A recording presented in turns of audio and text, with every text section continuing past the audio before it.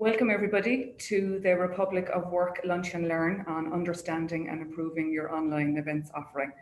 Now it's only kind of 20-minute, half an hour presentation, so clearly we're not going to be able to cover everything in major detail, but hopefully I'll be able to give you a good overall impression, and you might even learn a thing or two. Hopefully you will. I'm hoping that it'll be informative for people who have done online events and people who haven't done anything at all yet. Just to let you know that the Lunch and Learns happen every Tuesday at 1 o'clock. Run by Republic of Work, so it's a great tool to have in the toolbox just to learn new things, and lots of interesting topics covered, generally speaking. So going to give you a little bit of background about myself. So my name is Leigh Gillen and my company is Leigh Gillen Events. My background, so basically I studied languages in college and I didn't go anywhere with that, so we're not going to go down that road. But basically on the night of my graduation I was asked to volunteer for the Sligo Arts Festival. And I started in the arts world, which I absolutely adored for years, and worked in the Galway Arts Festival, worked for the Druid Theatre, worked for the Saw Doctors Band. Some of you are probably too young to remember them, but basically I worked for them doing merchandising and all kinds of. Clea's shaking her head. Yeah, sure. So basically absolutely loved working in the arts world, and this was my world for many, many years. But it gave me a very good insight into ticketing, box office, events, planning, even organizing keys, key holders and door holders for doors.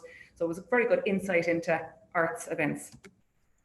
And then I suppose I moved into the corporate event world, and I worked for the Construction Industry Federation up in Dublin, and they're a membership organisation of all kinds of, I suppose anything to do with construction. So master builders, master painters, all kinds of things. And they had regional events, that was my first foray into kind of running business and corporate events. And so they would have also had association events as well, and that was my very first experience working in corporate events. And then I worked for the Institute of Directors, and basically that was also a membership organisation, but for individuals. Very, very different style of event, so a higher level of membership, individual membership directors on boards. So they were less events, but they were quite high calibre, so it was a very, very good experience for me. So then I moved lock, stock and barrel to Cork. I had some kind of personal connections here as well, and my sister lives here. And so I'd wanted to move to Cork for a very long time, and I got a role with the Cork Chamber. That was in October of 2006, my God.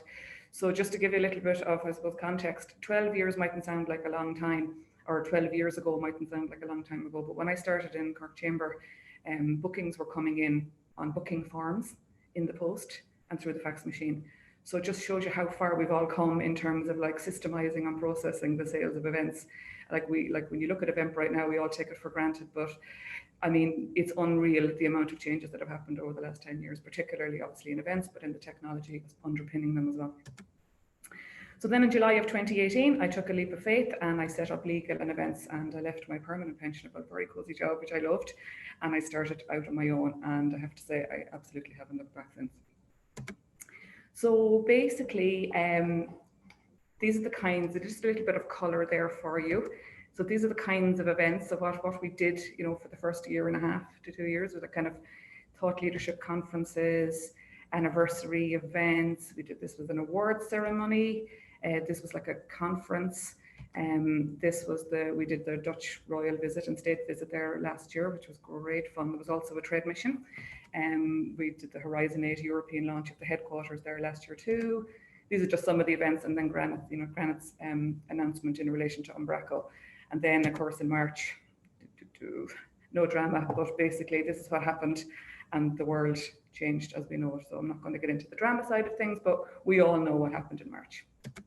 So this is me, I'm not going to lie. This was me for the first few months, and I don't think that I was the only one feeling that way. So it was like, should I just, it was all very, should we just like wait and see if the storm passes? Should we, what should I do? And literally, I didn't know what to do at first. And I'm not going to lie, I wasn't all coming up with the answers like that. Nobody was. And if you were, fair play to you, but I certainly wasn't. And so this is definitely what the first few months of survival. This lady here, Alice in Wonderland, I started to call myself Alice because during, I suppose, before the pivot process, as such, I had to figure out, I guess, what I was going to do and what I was capable of doing. And after many, many years, 20 years of organising physical events. It was like, I'm not going to lie, I did fight against the whole virtual online thing. It was like, oh no, I don't, you know what I mean? It was just difficult. So, and I think a lot of people that are here in the call today probably feel the same way or felt the same way.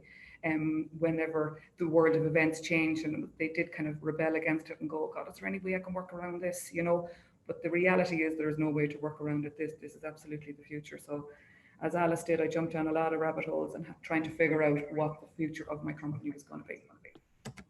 So now this is what we do. So basically we do virtual events, production and operations.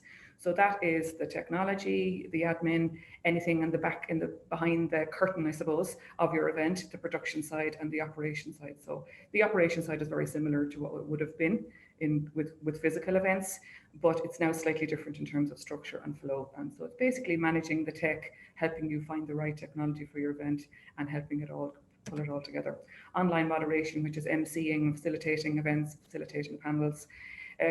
I suppose, ironically enough, I never would have been able to do this when I was running physical events because you can't be on a stage and be behind the scenes at the same time. But the one thing about virtual and online events is that it actually does allow you to do both. So the event management consultancy is the same as it always was. And we still, I suppose, advise people on, you know, when they have a vision or they have an idea, we advise and help them on, I suppose, how to bring that event to life, whether they want to go ahead and do that themselves or whether they want to then bring us on board and say, well, actually, that's all great, but could you help us to do that? That's absolutely fine as well. Physical and hybrid events, obviously a little bit less demand for the hybrid events at the moment because, you know, the restrictions keep bringing the numbers up and down and people are very loath to start to make plans in that space because of the numbers restrictions.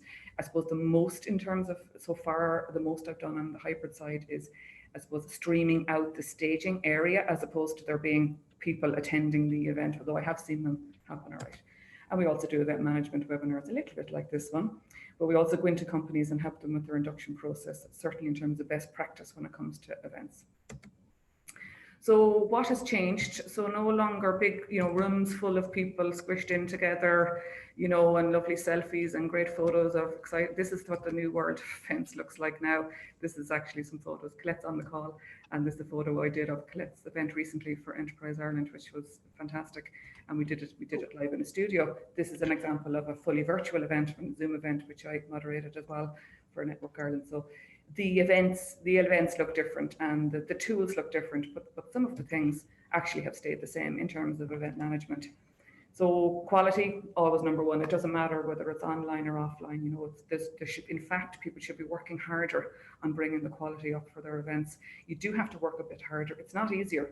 And until you're really kind of expert in that area, you have to work a bit harder to make sure that the end user experience, the audience experience is good and will remain high, because it's vital for your event. So the structure, the format and the flow would the same for a physical event. So, you know, what are the bones of it? What are the timings of it? Who's speaking when? You know, what's happening in between? How does it flow? Does the speakers kind of work well with each other? Do they flow into each other or does it feel like it's stopping? So you have to be very careful of that structure, format, flow, and that has stayed the same, always the same as it would have always been. Content has always been important in terms of what you're presenting at your events, but I would go as far as to say that content is probably a little bit more important now, in fact, way more important, because if the only thing that I have to look at it on a fully virtual event, for example, the only thing you have to see right now is my face and my presentation. And while I'd love to have all the bells and whistles on it, you know, it's, you know, sometimes it's important to get the words out, but it's also important that it's not just, you know, bells and whistles and animations and graphics. That's great. We'll go into that later in terms of, I suppose, making the event more engaging. But it's still, I mean, the premise is the same. You still have to have quality content that people value.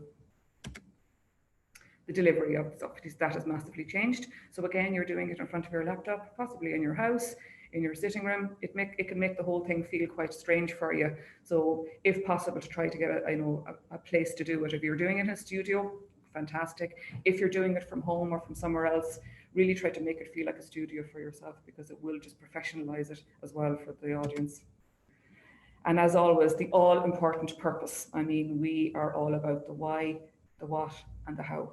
I mean, why are you running this event? What is the purpose of it? You know what I mean? Who are you trying to reach? What does success look like? These are the questions that you ask Everybody and anybody, it doesn't matter what kind of event they're running, it doesn't matter when they're doing it, how they're doing it, how it's been delivered. The purpose of your event is absolutely vital. If you don't know why you're running this event, then there's something really wrong. And I guarantee you'll encounter problems further down the line if you don't, I suppose, pin down and bed down your purpose in the early stages, because you'll start to see the cracks in the foundations later on in the process if you don't. So just on the why, I mean, in terms of like recent client conversations and people that call me, it's like, you know, what are our options? What's happening out there? You know, what is working? What doesn't work? These are the kinds of questions that clients are saying, you know, what kind of, you know, what are the technologies? What is, you know, what's the difference between the streaming and the camera and all of this stuff? What's going to happen? What do I do? And how do I do it? But at this point, then we're looking at the strategic side of your event. So we're not even down into the operations yet. We're actually going, first of all, go back to the why. So don't ask me what's out there. Tell me about your event first, and then we figure out how to make that work and how to make it work on screen for you. So the known unknown, of course, people know. They know that they don't know certain things. So, but they don't always know what they don't know. I know that sounds a bit much, but in actual fact, again, it goes back to the purpose. So what are you trying to do? Is it a networking event? Is it a lecture event? Is it a, you know, interactive? Is it just theatre? What kind of format is it? And what is the purpose of it? So therefore, we can go back to like, okay, well, if you want to run it in this format, let me suggest that this is the kind of way that you might approach that. So at this point, we're still having very much a strategic conversation around what kind of event it'll be. So why are companies going ahead now with their online events? You know what I mean? Why aren't they waiting? I suppose, well, first of all, it's just dragged on too long at this point. If you think about the reasons, if I pick the top few reasons why people organize events, it is generally to make an announcement, to improve, I suppose, company profile, to sell a product, to launch a product. It could be a thought leadership piece, it could be an education piece. So if you think about all of the reasons why companies are going ahead, it becomes very difficult for them to continue functioning as a business without going ahead with some form of event, because they're not really reaching their customers, their clients, their members, whatever the case may be, unless they take that step and do it. Okay, so the what. So what are other companies doing? You know, like a lot of that conversations with clients is like, you know, and sometimes they'd even be like, what are my competitors doing? You know, what's happening there? What are they doing to bring their events online, or are they doing something that I'm not aware of? So again, that what piece is like, what kind of events work online and what type of events we should avoid. I'm not going to tell you what type of events to avoid, but I do think there are certain events that don't work as well in an online way. Now, the only way to overcome that challenge is to work much harder at it. So if you're, you know, like there's a few people on the call and they understand about running networking events. Networking events are really difficult to run online, and they're really difficult to have a really effective networking events. So you have to work really hard at it. It's not just, you know, it has removed that from a physical event that we would have had like a year ago. The crowd are doing an awful lot of the organic work for you. They're creating the buzz themselves. You don't have that. You absolutely don't have that luxury with online events. So you have to work hard, make sure people are connecting. Do they have a purpose? What are they going to talk about? Is there breakout rooms? How are you allowing them to connect with each other? And that offering is improving daily too. And again, clients are always, well, what can you do to help us? What, you know, do you do this? Do you do that? And I suppose the answer is, yes, we do that. So basically, you know, we can most certainly help to bring your event to life, as we always have. And what we'll do is we're consultancy. So we will guide you in the direction of the type of technology that you might need, the type of software that you might need. But the core event piece is still the same in terms of the structure, the format, and the flow that we talked about earlier. So again, it's at this stage now you're into the how. So it's like teasing out the event, figuring out what the style and format will be of your event. So that's all about the right questions at the right time, and not looking back 2 months later going, you know, we really didn't have that conversation about, you know, what we really want to achieve at the end of this.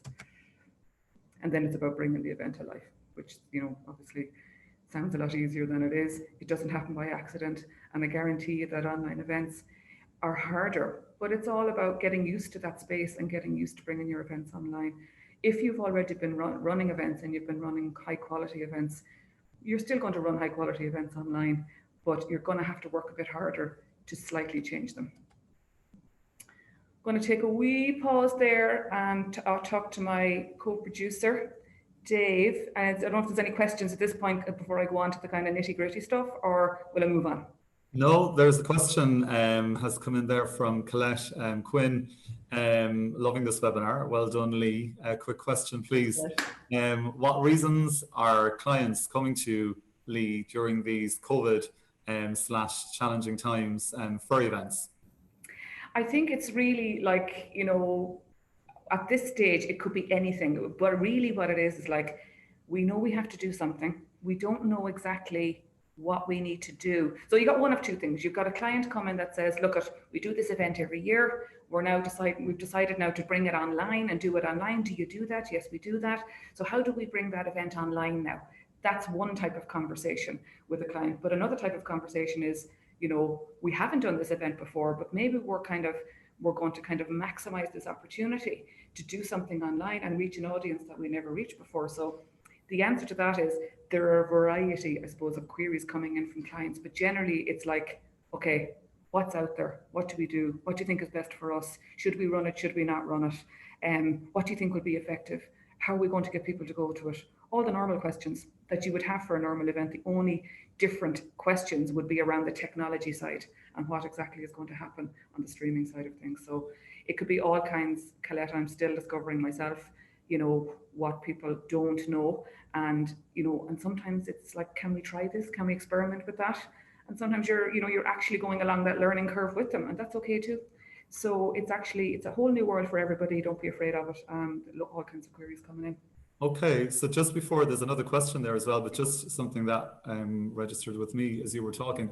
Like, is there a mix of clients that you're having conversations with right now that they are looking to run things virtually that they used to face, but maybe are there also clients that, because we're in COVID and now unfortunately Ireland in level 5 lockdown, that maybe they're finally thinking that they might need to do things that maybe they were holding off for, that they could do face to face at some point? Yeah, I think the answer to both of them is yes. Mm-hmm. I mean, there are people that have maybe even thus far decided, look, they were sitting on the fence, back in May and June and going, let's just wait and see what happens, like the rest of us, let's just wait. And I think for me, the turning point, I don't know about you, but I feel that the turning point for me was like after, we went, overnight back to level 3. And it was like, oh God, this could go on, lads, this could drag on for so long. And I felt a kind of sea change within the corporate industry of like, listen, let's just plow on. The amount of inquiries I got that week alone was unreal. It was just people going, listen, this isn't going away. So we're either going to run that event that we were going to run in March now, or we're going to create a new event. Because now, I suppose in terms of the COVID related events, Dave, what I'd say as well is like, don't be tone deaf either. If you were going to run an event on, X, Y, Z, and it's completely out, it's incongruous at this point to run it, then don't run it. But I mean, again, if you have a conversation with somebody like myself, it's like, that's part of the consultation process. It's like, do you really feel that an event on this is kind of appropriate for your audience right now, considering what they might be living through and going through and struggling, with? So I think you need to kind of take all of those elements. It's a holistic thing, the event process. So you need to take all of those elements into consideration and before you make a decision. And again, it's back to the why. Why are you doing it? Are you just doing it now because you had it in and you have the budget in there and you just want to go ahead with it? Or do you genuinely really want to, reach people at this time that need your help? You know what I mean? That talk to your clients and customers that, that want to hear from you, Perfect. Thanks, Ian. There's just one other question for the moment there from Bridget Farrell. Hi, Bridget. Hi, Bridget. And what are the benefits of using the studio? Well, I suppose the advantage of using the studio is it's underpinned by, it's underpinned by stronger broadband connectivity. It's underpinned by stronger technology. You have, I suppose, access. Obviously, it looks better. It definitely has a more professional feel. So if you want to kind of wow your audience, there's no doubt that having it in the studio is, most definitely the way forward. But again, it's about, you still have to work hard at it. You still have to get, promote it well and get people there and reduce the number of, I suppose, fall-offs for your event as well. So keep them engaged constantly. And of course, I suppose on the disadvantages is it's definitely a little bit pricier. You have to invest in it. But I suppose you know, if you were having a physical event, you'd have to pay for food, you'd have to pay for food and drinks and breaks and, you know, accommodation, potentially travel, speakers, all kinds of things. So take all that money and really try to, I mean, my advice would be try to invest it into the technology side of things, because that is actually, you know, where it's noticeably, you know, there's a gap if people haven't spent on the technology. So they might be paying somebody €15,000 to speak at their event. They haven't underpinned it with the strong technology, and it's a waste of money if that person can't be seen or heard, or, you know, it's not really coming through. So that's the kind of thing that would be, so there's advantages and disadvantages, but for me, like, you know, it's, if you can manage it at all, I think the studio setting is so much more professional for your event. Again, depending on, if it's a networking event, you may not need to do it, but if, you know what I mean, if it's a thought leadership event, if it's a panel discussion, fireside chat, anything like that, I think it works really well in the studio. Perfect. Bridget came back there to say great kind of thoughts around the tech element in particular of what you said there. So look, I'll unmute myself again and I'll keep an eye on the comments and questions there. At the time, we'll have questions at the end anyway, Dave. So exactly. No problem with that. Exactly. Okie dokie. So I'm just going to go into the nitty gritty and some of the granular detail. Then I suppose one of the first steps for me is, like, once you have had, you know, that conversation around the strategy, the focus, the event itself, how it's going to work, what's the, you know what I mean, what's the technology, what's the format, what's the format, the structure, the flow, all of that. Then it's about getting out there and promoting it. So just going to give you a couple of tips on promoting your event. Some of them have never changed, but but there are some things that have kind of upped their game, some technologies that have upped their game. So direct mail, I know this sounds like kind of old fashioned, but in actual fact, for events, direct mails, especially if they're personalized, I mean, we all know we're 10 times more likely to read something if it's got your first name on it, you know. So if possible, if you are communicating with people, make sure that it's personalized if you can, you know, or at least that it's relevant to me. And please, please, please don't forget to put in the details of the event and the registration link if you have it. If you don't have it, that's fine, but you still need to tell them it's Monday, the XY at 10 o'clock. You know, you still need to give them that, because we all know that we're lost in this Zoom world now. It's like, God, I got that. You know, with so many links, everything is just like, where's the link for this event now? And because you tend to go in to the event, you know, maybe 2 minutes before it's about to start, or even 2 minutes after it started, and you're like, where's that link now? You know, so make sure that if you are sending out links and that I mean, and again, I don't know if there's anybody here from the chamber, but they're great at sending out thanks a million for your booking. And then it's like, you know, the day before, you know, we have your booking and here's a link again. And then even an hour before gone, we have your booking and here's the link again. There's absolutely no way to lose the link at that point. So for me, I think the more the merrier in terms of communication. And it also keeps people engaged, going, well, I'm a kind of a more bought in now because I've gotten continuous communication from the company who's running the event. Obviously, you can use social media for promotion. It raises awareness of your event. You can also obviously just create Google ads and, you know, pay-per-click ads to promote your event. I'm going to let Jenny Bryan look after that now in a few weeks. She's the Google ads expert, so I'm not going to get into the ins and outs of Google ads, but it is most definitely a tool that you can use. So obviously the ticketing software promotion, for example, Eventbrite, you can promote via Eventbrite, and they're very good at helping people to share their events on various social media platforms too. So again, you know what I mean, there's a lot of forgiveness out there. Get creative, videos, teasers, run competitions, really get people engaged with your event. There's nothing here, I mean, this is the same kind of, you know, seminar or webinar I could have delivered, you know what I mean, several months ago before COVID. Some of the core elements of promoting your event have remained the same, but they're still as viable as ever. And in actual fact, I think you just have more of a captive audience now anyway. Newsletters, bulletins, of course, if you have that capacity and you do send out newsletters and bulletins, they're a great way to promote your event to a captive audience. Utilize memberships. So, you know, Republic of Work, wherever you are, Cork Chamber, Marketing Institute, Sales, you know, they all have communications channels, they all have promotional capability. Some of them maybe just say, okay, we'll retweet, or we'll share or comment. Some of them will actually put it out in the bulletin. The chamber has a members area. Some of the other organizations can really help you to promote it. So, you know, leverage those memberships that you have, because they're reaching out to fellow members of that same organization for you. And again, around leveraging, the stakeholders for an event are a great way to sell your event to. So your sponsors, your speakers, people who are stakeholders within the event. So speakers are a great way to promote your event. If you've got like really cool speakers for your event, they have their own individual strong networks. So they want to promote the fact that they're speaking at your event. and you want them to promote the fact that they're speaking at your event. So it's like, hey, listen, delighted you're going to be a speaker. Any chance you could, and even if you're preparing something like a speaker briefing document in advance of the event, which I would recommend, by the way, you can always put in, would you mind, promoting this on your own channels? Here's our hashtags. Here's our, handles. Can you promote this within your own networks? Simplest, A speaker briefing document with, it's going to be at this time, this date, we're going to do a rehearsal then, we're going to do shots then, we're going to do a video then. Please send through your presentation in this format by this date. And by the way, can you help us to promote it as well? So that can be very effective too. So I'm not going to go through all the advantages and disadvantages. I'm just going to do 3 of each. So basically, one of the advantages of online events is obviously you can reach a much larger crowd. So therefore your audience is larger. It's a great way, I suppose, to build a pipeline of prospects, customers for yourself, if you can reach a broader audience. If it's a thought leadership piece, then more people just know how brilliant you are at what you do. So that's always a good thing. It's kind of, you have a captive audience online.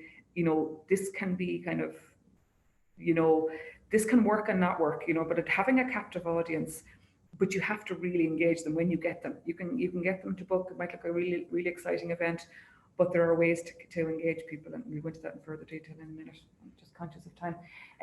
But basically, I think with online events, I love the fact that you have a captive audience. They're not getting distracted by other people walking around the room. They're not taking a call and leave. Well, maybe they are. But I think if you do your job and you do the work and you really make it engaging and, I suppose, informative as well for your audience, then they will be pretty captive. So this is a kind of a double-edged sword. I'm going to say that it can be more cost effective to run your event online than it would have been. But this would be when I'm talking about kind of some of the really large scale, expensive events that can be massively, I suppose, expensive to run. It's definitely can be cheaper in that instance. However, it can also be more expensive. So basically, it can end up costing you a little bit more if you decide to go down the studio route. The technology itself, and depending on your numbers, it is not cheap. So you have event management platforms where you can have these kind of augmented reality, virtual reality events that you really, I suppose, are fully entrenched in. You go in, you register, you've got like a little, avatar, all kinds of things. They don't come cheap. They absolutely don't come cheap. So they, I suppose, can get very expensive. And then there's the software itself. As you go up in the numbers, the streaming software, Zoom and all of those guys, they do get more expensive because they very cleverly know how to, the difference, So there's no, for example, even with Zoom, there's no difference between 100. So the difference between 100, it goes up to 500. So you can't go 100, 200, 300. They know that once you're over 100, you're going to, so it's very well priced, but, you have to allow for that on your budget. The technology, of course, can let you down. And I mean, with the best will in the world and most expensive, you can really invest in your event, and just sometimes things can go wrong. But it's like the same as it always would be with a live event. You have to keep your cool, you have to roll with the punches, and you have to fix it on site. So it's the same as, like in terms of even event management, and people going to college and studying event management, and they really don't learn how to really, really run events until they're on site and it's live. So until you're there dealing with, because let me tell you that there isn't an event in the world that there isn't at least one hiccup. Things happen at events. That's the reality. It's the same live as it is online. Just have a backup plan. If you're running this technology, maybe check in advance, is there kind of a chat function? So I could go on the chat function and find out what's happening here. Why can't people hear me? Whatever. Have a producer, like I have Dave today, and and vice versa. I've helped him before. Even if you don't want to, pay to get an event managed, have a buddy that's going to back you up, and just kind of help you with that stuff while you, focus on your content. But the reality is the technology can let you down. And then, of course, it is a very competitive space. So you have to compete with lots of other people. But and I would say as well, not everything has to happen between 9 a.m. and 5:30 p.m. Monday to Friday. You can rethink it if it's online. Now, depending on the type of event, again, you may feel if it's very corporate, people won't log in the evening. But there are plenty of organizations that do events in the evening, and they're very well attended. So just maybe think about that as another option.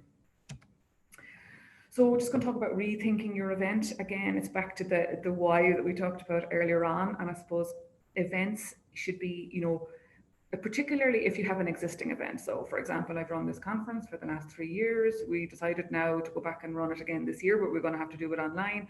And this is what we normally do. This is what we want to do. We want to do a panel, we want to do this and the keynote and then this person. So basically what they're trying to do is take a physical event and put it in front of a camera. And that actually doesn't really work that well. What you really need to do is break it down into its component parts. Again, go back to the purpose. Why are we doing it? What are we going to achieve? What success look like? Who are we trying to reach? What are we trying to say? Break all that down, rethink it, and if you need to, restructure it, and you know what I mean. Break it down into its component parts, and you don't have to have it all in one day. So, okay, well, we might run a series. So, like there's some amazing series out there at the moment. People that started in the hit the ground running. I see Karen there, Ply Mum, and people that, and even Republic of Work with the Lunch and Learn. It's like, hit the ground running. They decided to create series, so you could do the same thing. If you've got 5 or 6 key themes or topics, you can absolutely roll them out in a different way. There's loads of ways to restructure and reframe your event. And here's some tips to do some of those things. Okay, again, think about the purpose of your event. If it's a networking event, can people engage with each other? Can they see each other? Can they hear each other? Is it like, there's no point having a networking event if people actually can't network? Is there some kind of functionality for them to be able to connect with each other? Is there could you maybe do it via LinkedIn and get people to kind of connect with each other that way? If it's a lecture format, can the slides be seen? Is there video content? Is it engaging enough? And again, you'd be looking at the content side of that. Again, same thing. If it is a webinar, the content is absolutely king. So make sure that that's engaging content.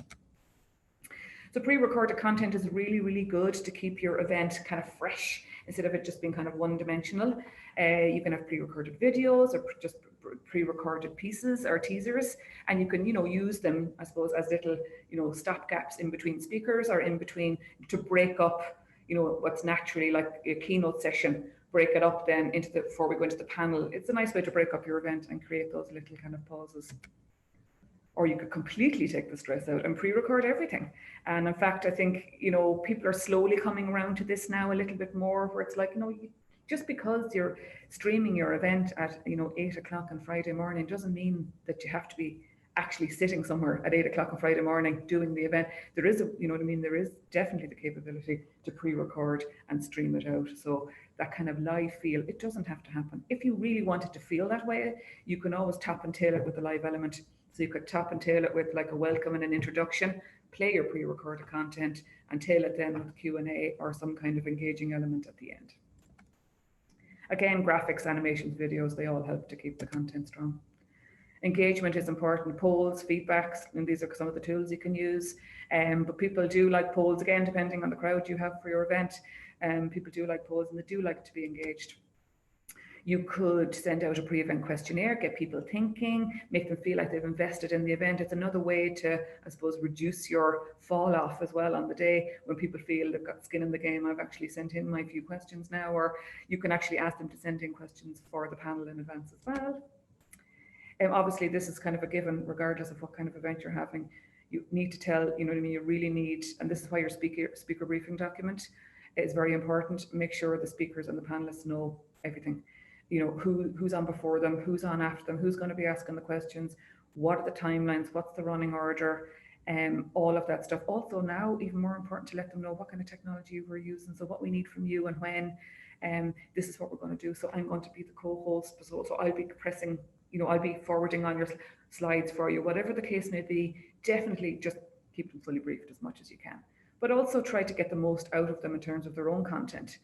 So instead of just kind of going, okay, just send me through your slides there the day before, it's like, can we work on your slides, send them through to me. Okay, our audience are probably going to be looking for this and that, or we've sent them a pre-event questionnaire and actually this turns out that this is the area they really want to hear more about.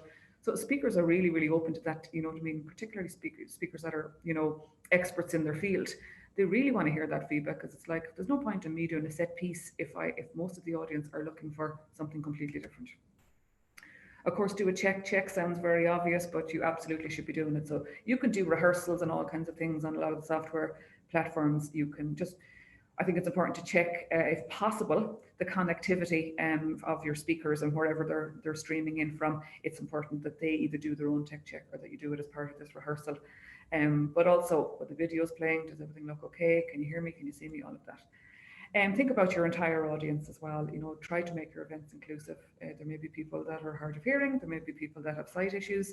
There are closed captions, options. There are lots of ways to make your event, inclusive for everybody. So again, here are just some of the, you all know these logos probably insanely well at this point. Zoom and MS Teams are the two most popular software options. When clients come to me, they already have Zoom or MS Teams, are comfortable in that space. So instead of taking them into a whole new world and freaking them out, I'll let them work on whatever platform they want to work on. And we'll make the event work. But ultimately, if we're going back to the purpose and the why of your event, and the MS Teams that you have is not going to be fit for purpose, then we need to have that conversation around this is actually better software for this particular style of event. And then we've WebEx from Cisco, there's GoToMeeting, they have a GoToTraining, GoToWebinar, all kinds of other elements as well, and then Google Meet. Good old-fashioned Google, can't beat it. So then you have your social media channels, they all have capability now for streaming too, and a lot of times you can stream on various different platforms, your Zoom, plus your LinkedIn, plus YouTube, plus lots of other streaming websites as well. There's Twitter, Instagram Live. They don't last very long, well, the Instagram Live ones don't. So if you want something that you want to put on your website or use as, something that's informative, maybe go for something that you can record, edit, and even use then for your own purposes. And then of course, Facebook Live as well. Eventbrite also, you can put the webinar, link to the webinar on the Eventbrite ticket page, which is actually a really cool option, which means that if you are using Eventbrite to sell your tickets as your ticketing platform, people can actually go back in then to Eventbrite and watch the event live from there. It's very cool. So now it's time for a few cliches. Okay, the first one is embrace the change. Look, this isn't going anywhere. We can fight it, and I think that people are coming around to it more. And some people just hit the ground running and were brilliant, but the rest of us maybe took a bit longer.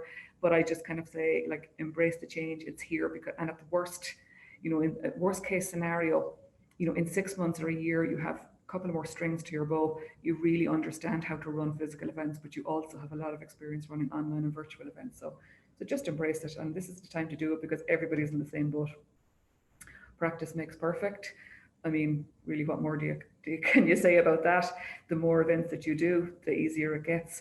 And particularly, again, you can do all the research and tech checks that you want. It's being live at the event that's really going to, hone your skills and make you understand what, the troubleshooting that you might need to do for every event. Better to try and fail than to not try at all. There's a lot of people out there trying things. Don't always work, but I have to say, I think most people in general are very, very, they're quite complimentary to say, well, look, at least she tried, and at least they tried, and I love the way they just tried that. Didn't work, wasn't perfect, but they're trying to do something. And I think people appreciate that you really are trying to do that for them. So just some of the key takeaways, again, back to the why, get down to the why, and don't come back to that 2 months later going, okay, now we need to figure out what we're doing this event for, and that doesn't work. That will inform your what. So how, what are we going to do? What are the tools? What are the software options? What is the cost? That will inform that. And then that will point you directly to the how. So how are we going to do it? How are we going to pull this off? How are we going to bring your event to life? Sure, it wouldn't be a webinar without an Albert Einstein quote. So I'm going to finish up there with in the midst of every crisis lies great opportunity. We've all heard this. But I don't think it's ever really been more true. Maybe it was in wartime as well, but now it feels like we're in a war, and it feels like, okay, it is a crisis, but that means that, the world is open, that competitive space is opened up. So it's like, try it, why not? So that's kind of it for me. I think I was okay there, Dave, for time. And if there's any questions, I'm here. Perfect. Thanks a million, Leigh. Some nice comments for you from Colette Quinn of Real Insights there about the event that you guys collaborated with the VE studio recently, that it really took the pressure and the stress out of the event and allowed them to concentrate on their content. So well done on that. Oh, good. Well, that's what we like to try and do, Dave. Like I know you joked about it before about being a man and not being able to multitask. I never said that. I think it's a myth that women can multitask as well, by the way. So it's like, for me, it's like, just be able to like if you weren't doing what you were doing today, I'd find it very distracting, admitting people and trying to manage, and then you're getting chat things going. I can't hear, I can't see, all that. So have a buddy. It doesn't have to be a professional event manager, but have a buddy back you up for those things, because it really makes a difference. You need an ally, you need a coach on the sidelines going, come on, you can do it. And I think that everybody should have a friend like that, a production friend, because it is important. Yeah, and I mean, just to quickly say that, I mean, for us, I guess we discovered this concept on another, webinar that Cork Chambers Gillen had run. I think it was around March or April, this concept of production partners. So I think in both our cases, we've returned the favor as I describe it. Because I think for both of us, it works to be able to focus, it became a thing then. It actually does. It is very effective, Yeah, absolutely. So I did get a couple of questions actually through in the last couple of days when I was letting people know that I was returning the favor here. So one of them, and I just threw it into the chat there a while ago just to kind of give people a sense that it might be coming up, was you talked earlier around, if a client came your way that, look, we're kind of feeling the need to do something, we're not exactly sure why, there's something up. So when you tease the why out of the client, as to, like, again, why they're feeling a need to do anything, what kind of process does Leigh Gillen Events then go through with figuring out, I suppose, whatever reason they're feeling the need to do something? Like, is that a webinar? Is that an online event? Is it actually something that they used to run face-to-face previously that should now, like, what ways do you help them to tease that out? Yeah, again, and this is why this is why the why is so important, because ultimately it can be an organic process if you really truly know the purpose of your event and you're really comfortable in that space. But just to clarify, just because you did an event for the last 4 years and you think that you know the why of your event, is that the same why now? And I'm not saying it's just because it's online, but maybe your client base has changed. Maybe, your whole approach has changed. Maybe people are living through something and you can't be tone deaf either. So, you don't run an event, some ridiculous event that's completely tone deaf that people aren't going to engage with. So I think once you know the why, it definitely does inform it. Like, of course, you have to have a conversation, and it's going to be client led. If the client is determined to say, well, listen, I'd really prefer to do it in a webinar. I don't want people getting distracted by being able to see each other, and chat to each other. It's not that kind of event. But for example, like, I'm doing a virtual award ceremony now at the beginning of December. And that, because that's a staff and internal event, they want to see each other and they want to have the crack and maybe have a drink. It's on a Friday evening, but it is still a recognition event and it is still an appreciation event. So, it still has to feel formal, and the awards need to mean something, but also it needs to feel like it's a little bit of fun. It's a Friday evening before the late show starts. So, it's a good thing to do. So there you have to find the balance. And usually, you will be guiding the client, kind of going, look, let's have it semi-formal, because the awards need to mean something. So it's not just a hoolie. If you want to just have a pee up, you know what I mean, then just do that online and send everybody a bottle of something and just go on a Zoom call.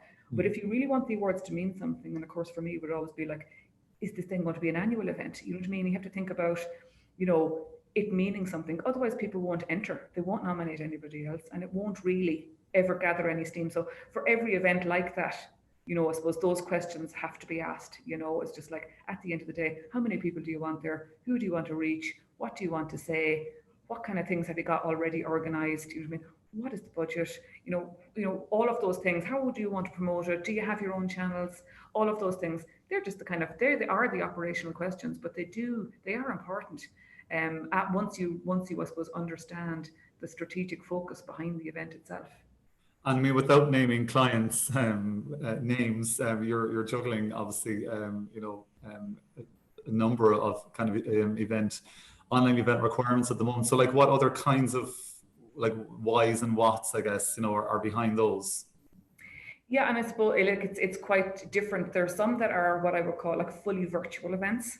So they're completely online. And then there are some that are back what I talked about, like that kind of, I would call them hybrid, but they're not technically hybrid either. So basically it is a live streaming stage area that has been streamed out to, potentially up to 150. Some of them are very engaging, and again, like with that particular client, they want people to be able to engage with each other, but for the purpose, so that would be an element of it. So in the beginning, hi everybody, like I was at the beginning, hi, hi Bridget, hi Laura, hi people, and then go back into the more formal side of the awards. Then there are ones that are education driven. So we have ones that are kind of quite educational. They're 100% webinars. So they're quite formal.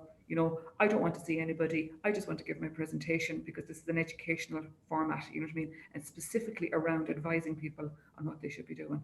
And then you've got thought leadership pieces that are panel driven by, I suppose, leaders in industry who are going to talk about their own, I suppose, struggles, challenges, but also opportunities within the COVID crisis. And they're big companies that really, I suppose, we want to talk about innovation and transformation. And we want to be able to maximize those conversations because you have somebody that's an excellent speaker, don't waste them. Make sure you're getting the absolute best out of that speaker, because if you don't, they won't thank you for it. And certainly the hosts or your clients won't thank you for it. So make sure it's just like, you're really extracting the key themes from them. You know what I mean?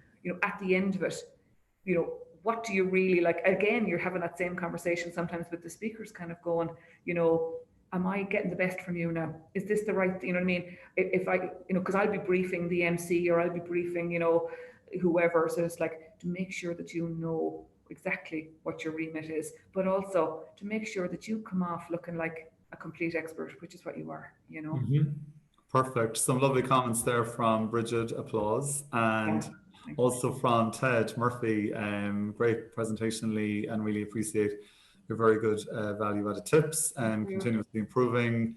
From Ronan, thanks very much. From Laura O'Connell, Leigh, see you leading the way in this new arena, spot on, we need to accept and adapt. So some lovely comments there that people are particularly picking up on certain points. So just kind of a final thought for me, and I'll hand back to you, is the value that you can add to people, I suppose, around this, that you can help them again with like the what and the why and the how, that end-to-end support.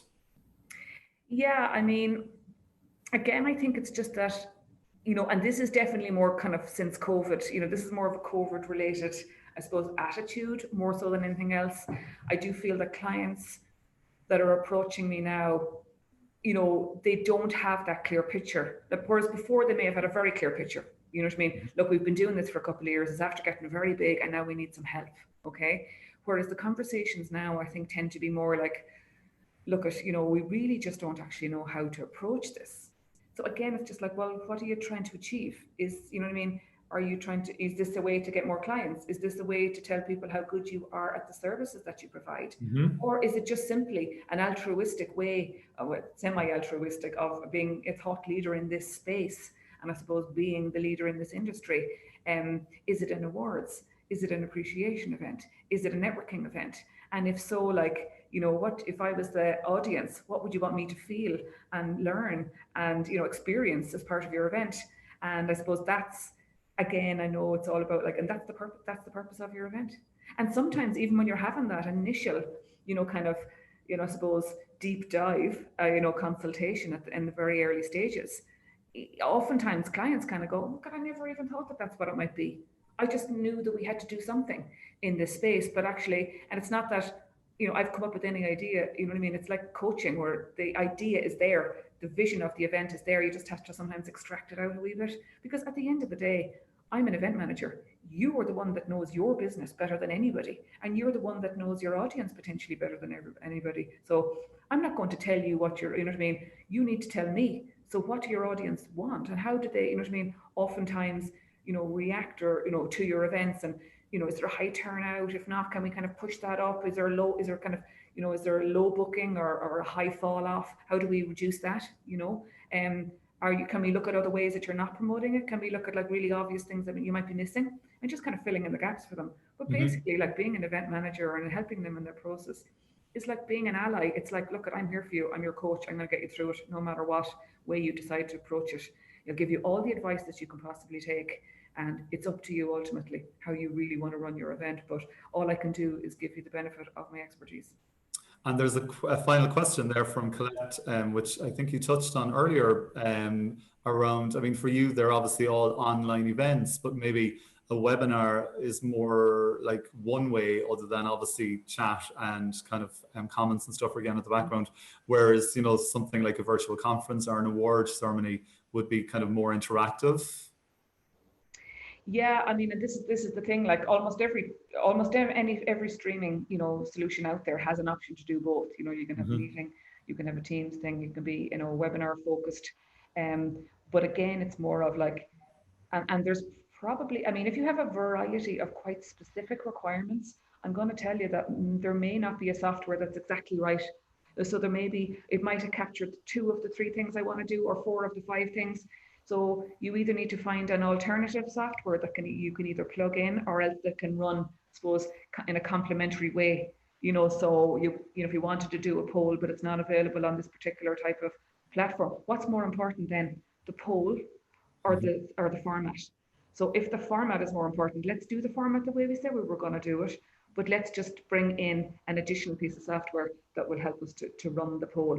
Again, it's all about like, well, what are the priorities? What's more important? You know, like, to be honest, sometimes when I speak to clients, they haven't thought about the audience at all. This for me is the key part. They've thought about the event and what I want to do, and it's all, but there's nothing wrong with that. It's just that it can be quite insular when you're planning your event, going, well, this is our event now, and it's all about our brand, and it's, you know, protecting our brand and making sure that we get it out there. But ultimately, at the end of the day, that is very important. But your brand will be affected. Your brand will be affected by the quality of your event. So the quality of your event is then affected by the audience experience. Often, not always, but often, you know. And I would say that, like, you know, again, it's just like, walk in my shoes for a while. What's it like for me to sit here for 3 hours watching you give a webinar? I wouldn't wish that on you, Leigh, or anybody. From me. So So I'm going to some lovely comments there from people, just for sharing kind of your deep insights, and also everybody's wishing very you the kind. best in the new world, as they say. So look, I'm going to go on mute here now and hand back to you to wrap up there. But thank you from me too. Yeah. And not too much wrapping up. I'm sure you're sick of listening to me at this stage, everybody. But listen, thank you so much for coming. I really do hope that you learned something from it, or maybe even several things. But it's Leigh Gillen Events. You can go onto our website, have a look at the services that we provide, the kind of clients that we've worked with. We're very much open to having the conversation with anybody, and you know, we can go through that learning curve with you. You don't have to do it alone. And even if you're just looking for help or a bit of advice, you know, we're always here as well. Okay, have a great day.